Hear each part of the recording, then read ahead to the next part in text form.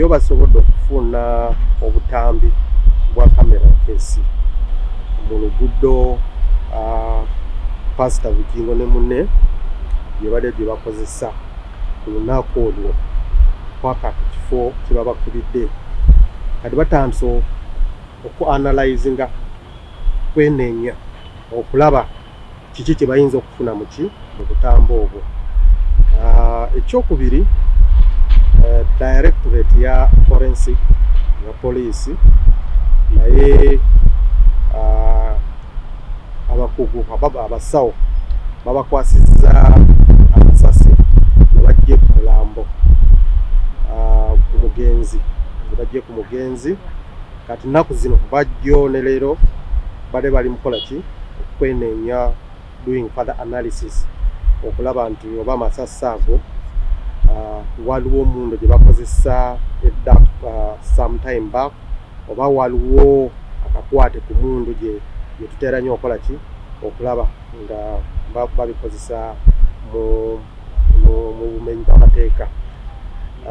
Kati bo nga directorate ya forensic bamaze okukola ogwabwe ku motoka, bamaze okukebera ne bakola okunoonyereza ku motoka okwo ne bawandika gye basobodde okuwandika. Kati leero bawaayo oba bakwasizza motoka eyo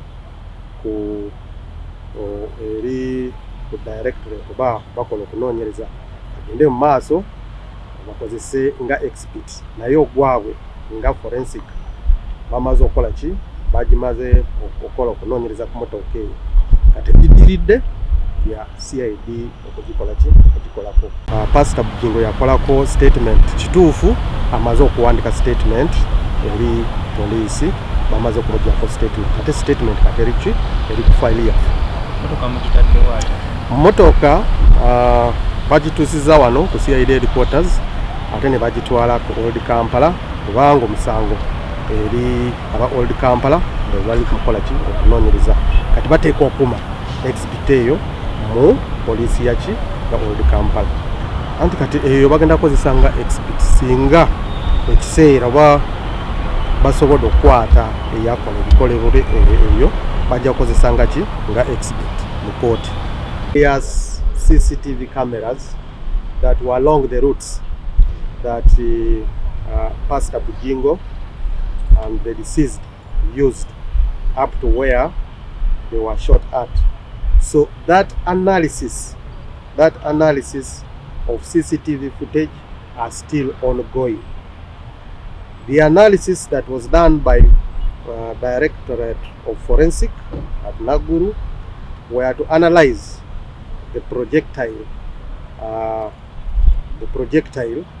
that were got from the body of the deceased, and the projectiles are also being analyzed. Analyzing is still ongoing.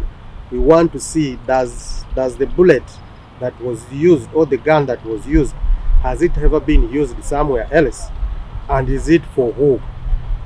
So that analysis is still ongoing.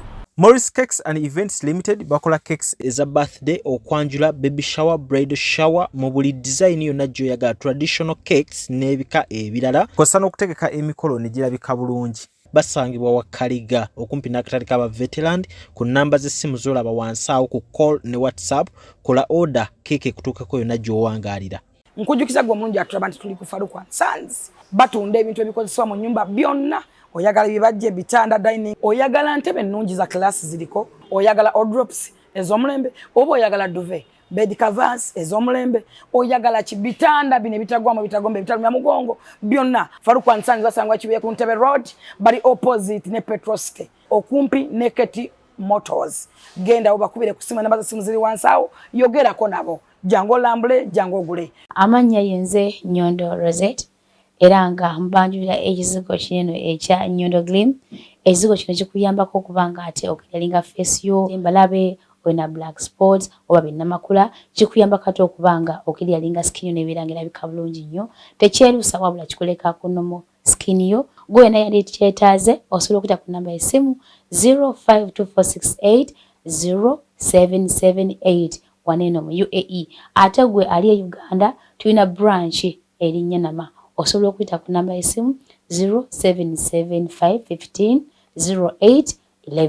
Tumanizamu International Conference for Healthcare and Social Work egenda okubeera mu June nga 21 paka 22 mu Ontario Science Centre 770 John Mills Road, North York on M3C IT3. Ng'omulomo guli nti Health in a Social Perspective. Oba ogenda kubeera international delegate ojja kusasula Canadian dollars 4 ate local delegate Canadian dollars 3. Nate eno conference tesosola. Tujja kwaniriza bamaama, bataata, bakadama, babankazi, aba human resource, ba artists, buli muntu akola mu bantu, betuyise ba social workers, ga mu healthcare, ba doctors, ba nurses, ba caregivers, ba RPN, ba counselors, ba ARN, ba PSWs, na bonna abantu abakola mu bantu ba social workers. Okumanya ebisingawo kuba plus 647 oba plus 137 Platinum Wellness Spa offers therapeutic massage services complimentary with sauna and steam bath for your full body cleansing.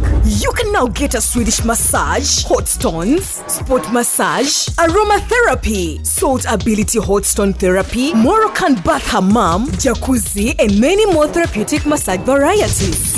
We are located along Lukuli Road near Teletubbies Primary School, off Rumala Access, Kongebuziga.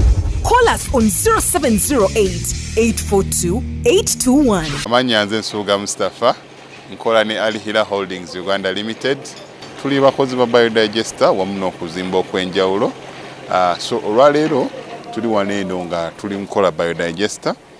Ekyenjawulo ekiriwo nti yo eri mu basement wakati okusinziira nga bulijjo abantu mu kiraba ti eno parking lot. So eri wansi eri parking lot eri mu basement. Leero tukoze size y'abantu 5 ng'era erina capacity okusavinga ekizimbe kino kyonna nga wekinaabeera. Waneeno ng'era emigaso gya bulijjo gya biodigester tebagenda kunuunamu. Atwetaaze ku namba z'essimu 07017669992 ne MTN 0789224230. Enamba ezo zonna kwe ziri ku WhatsApp.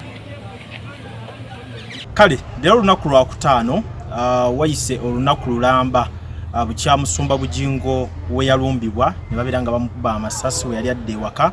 So wenjogerera wano we tuli ekibuli emmotoka mwe yali ekika kya Lexus LX bagireese okubeera nga bagiraga ab'amawulire. Mu kino bali mu kugiraga ggwanga lyonna kuba babaddewo ebibuuzo bingi ng'abantu beebuuza emmotoka waweeri.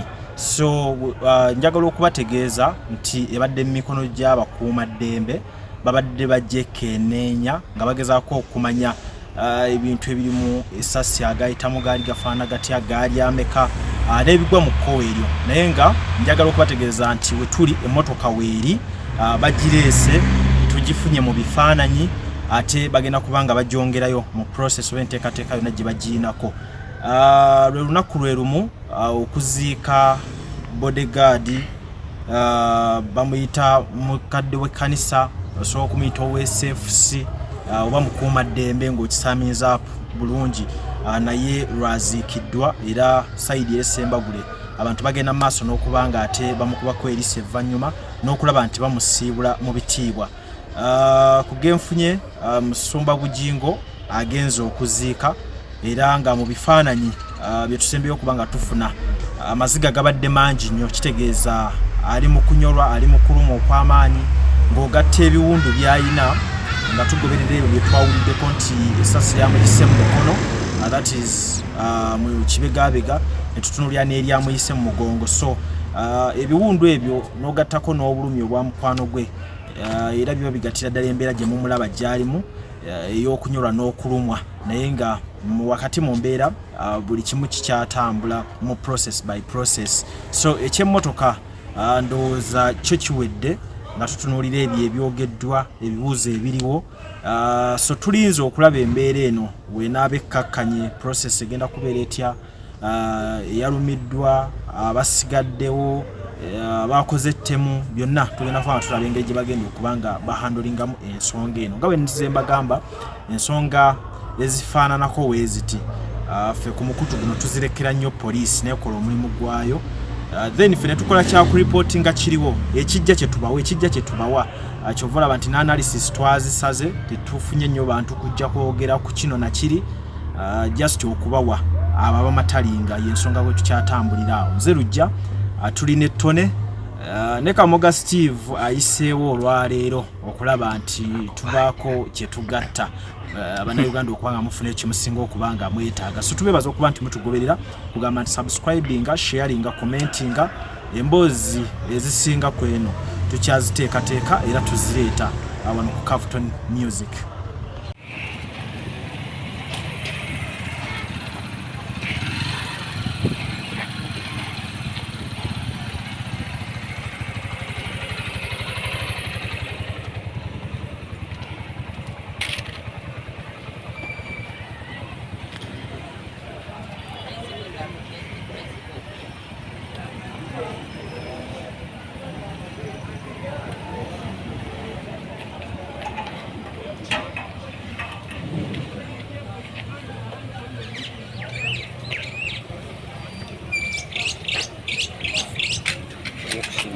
Mana soko sula ken saw yango jema camera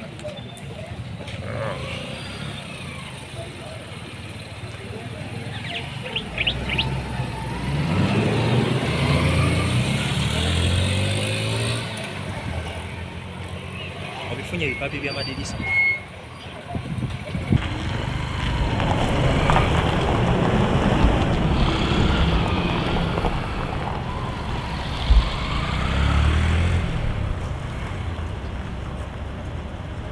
Amanya nze Nsuuga Mustafa nkola ne Alihira Holdings Uganda Limited tuli bakozi ba biodigester wamu n'okuzimba okwenjawulo so olwaleero tuli waneeno nga tuli nkola biodigester ekyenjawulo ekiriwo nti yo eri mu basement wakati okusinziira nga bulijjo abantu mu kiraba ti eno parking lot so eri wansi eri parking lot eri mu basement leero tukoze size y'abantu 5 ngera erina capacity okusavinga ekizimbe kino kyonna nga kinaabeera waneeno ngera emigaso gya bulijjo gya biodigester tebagenda kunuunamu atwetaaze ku namba z'essimu 07017669992 ne MTN 0789224230 enamba ezo zonna kweziri ku WhatsApp.